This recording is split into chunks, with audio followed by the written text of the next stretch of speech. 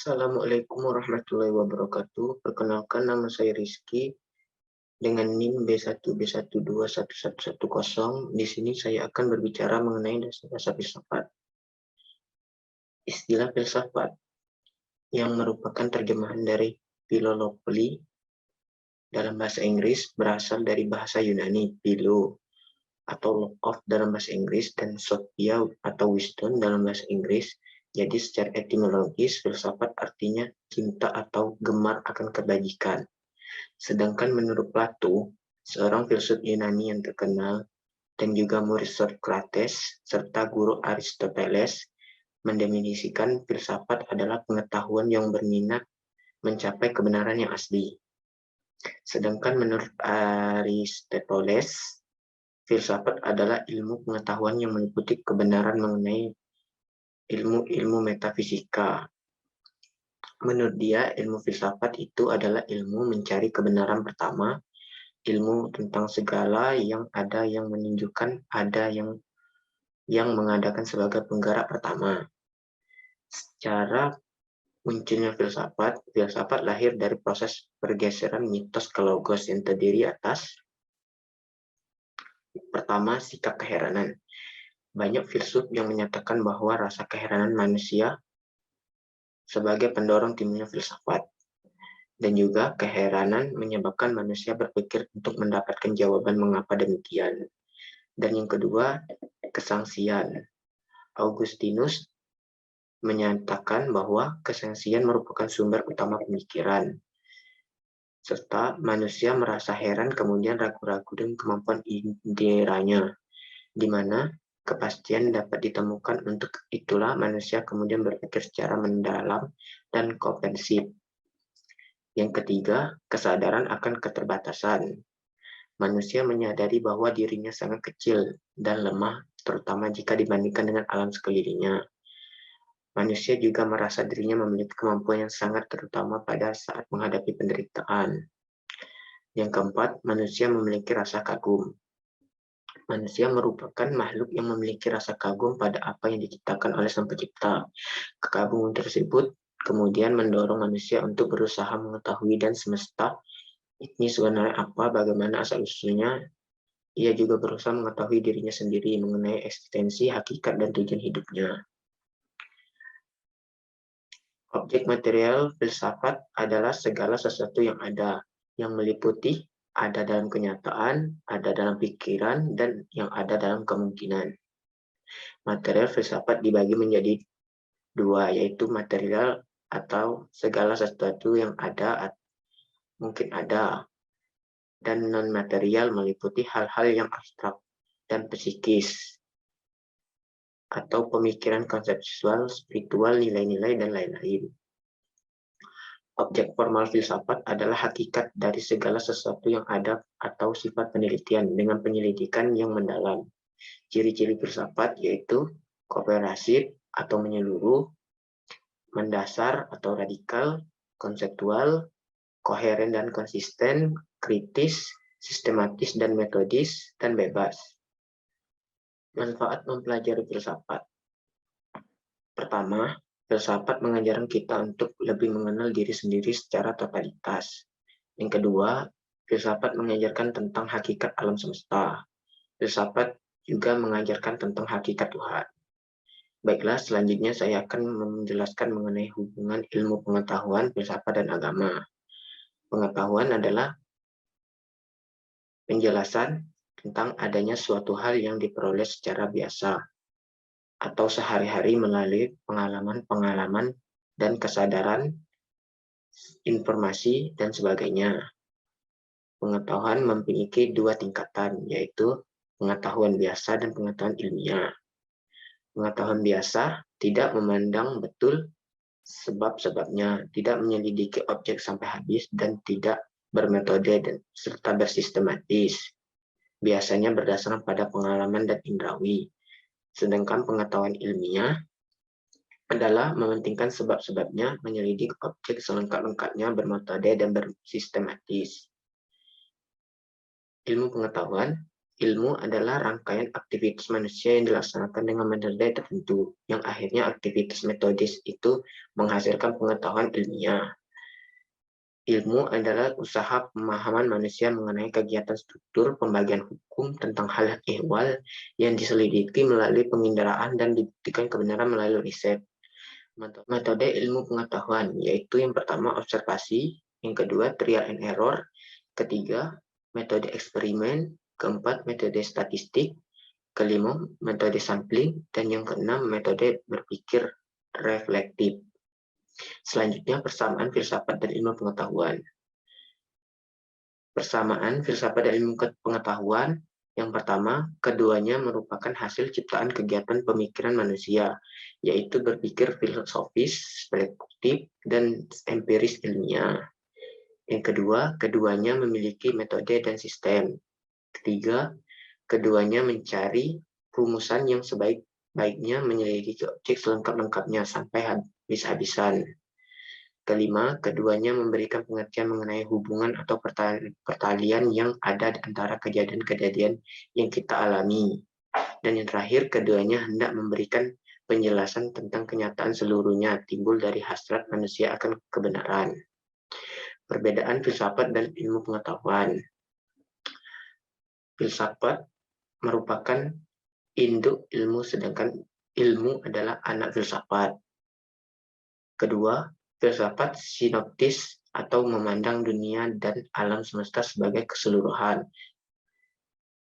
Sedangkan ilmu adalah analitis atau memeriksa semua gejala melalui unsur terkecilnya untuk memperoleh gambaran senyatanya menurut bagiannya.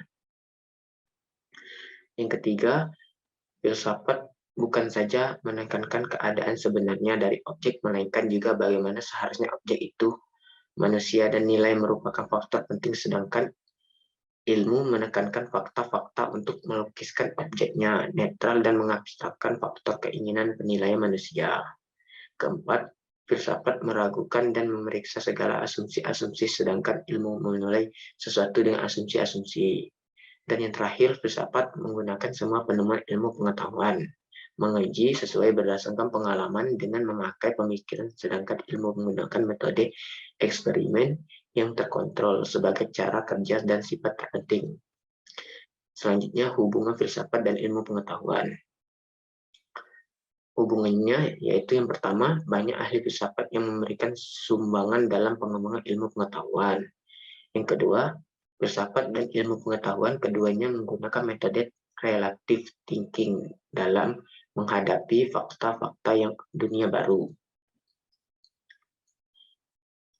Ketiga, filsafat dan ilmu pengetahuan menunjukkan sikap kritis dan terbuka, serta memberikan perhatian yang tidak berat sebelah terhadap kebenaran. Keempat, keduanya tertarik terhadap pengetahuan yang terorganisasi dan tersusun secara sistematis. Dan terakhir, ilmu memberikan filsafat sejumlah bahan-bahan deskripsi dan virtual, serta esensi bagi pemikiran filsafat. Sedangkan agama berasal dari kata Sanskerta, yaitu A dan Gama. A berarti tidak, dan Gama yaitu kacau. Pengertian agama menunjukkan kepada jalan atau cara yang ditempuh untuk mencari keridhaan Tuhan. Peran filsafat dan agama. Peran filsafat terhadap agama adalah meluruskan filsafat yang spekulatif, kebenaran mutlak yang ada pada agama, dan peran filsafat terhadap agama adalah membantu keyakinan manusia untuk terhadap kebenaran mutlak itu dengan pemikiran yang kritis dan logis. Jalinan filsafat, agama, dan ilmu. Yang pertama dilihat dari titik persamaannya. Ketiganya sama-sama bertujuan untuk mencari kebenaran dengan menggunakan metodenya masing-masing. Perbedaan ilmu dan filsafat bersumber dari akal, budi, dan rasio manusia dalam bentuk pengamalan dan penyelidikan, sedangkan agama bersumber dari wahyu. Baiklah, selanjutnya saya akan membahas tentang epistemologi. Epistemologi berasal dari bahasa Yunani, epistem atau pengetahuan, logos ilmu, dan diartikan bahwa epistemologi adalah pikiran atau teori tentang pengetahuan atau ilmu pengetahuan yang membahas masalah apakah pengetahuan itu di mana asalnya, apakah sumber-sumber pengetahuan itu, dari mana pengetahuan yang benar. Epistemologi atau teori ilmu pengetahuan membahas secara mendalam mengenai 3 masalah pokok yang sumber ilmu pengetahuan, metode ilmu pengetahuan, dan kebenaran ilmu pengetahuan. Sumber-sumber ilmu pengetahuan yaitu aliran empirisme, aliran rasionalisme, dan ilmu wahyu. Ilmu pengetahuan memiliki 2 metode, yaitu metode deduktif dan metode induktif. Metode deduktif adalah suatu proses berpikir yang bertolak dari hal-hal yang abstrak kepada yang konkret. Selanjutnya, metode induktif adalah dimulai dari bukti-bukti yang khusus, dan atas dasar bukti-bukti yang khusus itu ditarik kesimpulan bersifat umum. Sesuai dengan cara kerjanya, maka pengetahuan ilmiah memiliki ciri-ciri sebagai berikut. Objektif, rasional, sistematis, generalisasi. Kebenaran ilmu pengetahuan. Terdapat beberapa teori mengenai kebenaran ilmu pengetahuan. Yang pertama, teori korespondasi atau teori persesuaian. Yang kedua, teori konsistensi atau koherensi. Yang ketiga, teori pragmatik. Dan keempat, kebenaran wahyu. Baiklah, selanjutnya saya akan menjelaskan mengenai ontologi. Ontologi adalah cabang filsafat ilmu yang membicarakan tentang hakikat ilmu pengetahuan.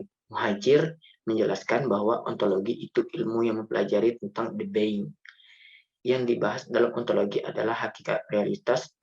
Adapun dalam penelitian kualitatif, idealisme, rasionalisme, materialisme, dan sebagainya.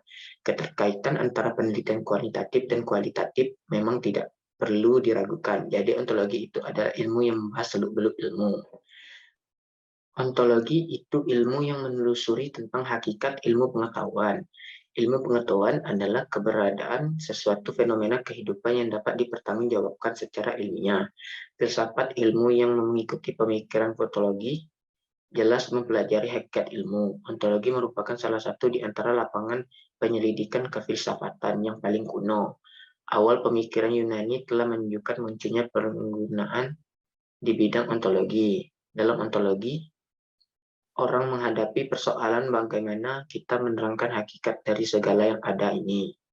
Pertama kali orang dihadapkan pada persoalan materi, kebenaran, dan kedua, pada kenyataan yang merupakan rohani, kejiwaan. Kedua realitas ini, yaitu lahir dan batin, merupakan hakikat keilmuan manusia. Manusia memiliki 2 sumber ilmu, yaitu ilmu lahir, kesamataan, dan bersifat observable, tangible, dan ilmu batin. Objek yang menjadi kajian dalam ontologi ada realitas yang ada. Ontologi adalah studi tentang yang ada secara universal dengan mencari pemikiran semesta universal. Ontologi berusaha mencari inti yang termuat dalam setiap kenyataan atau menjelaskan yang ada dalam setiap bentuknya. Jadi ontologi merupakan studi yang terdalam dari setiap hakikat kenyataan. Misalnya, pertama, dapatkah manusia sungguh-sungguh memilih sesuatu? Apakah ada Tuhan di dunia ini? Apakah nyata dalam hakikat material atau spiritual? Apakah jiwa sungguh dapat dibedakan dengan badan? Apakah hidup dan mati itu dan sebagainya? Orang-orang yang berpikir ontologi kalau tidak berhati-hati sering bersentuhan dengan dalam sebuah agama. Agama selalu berpikir tentang ada atas dasar iman.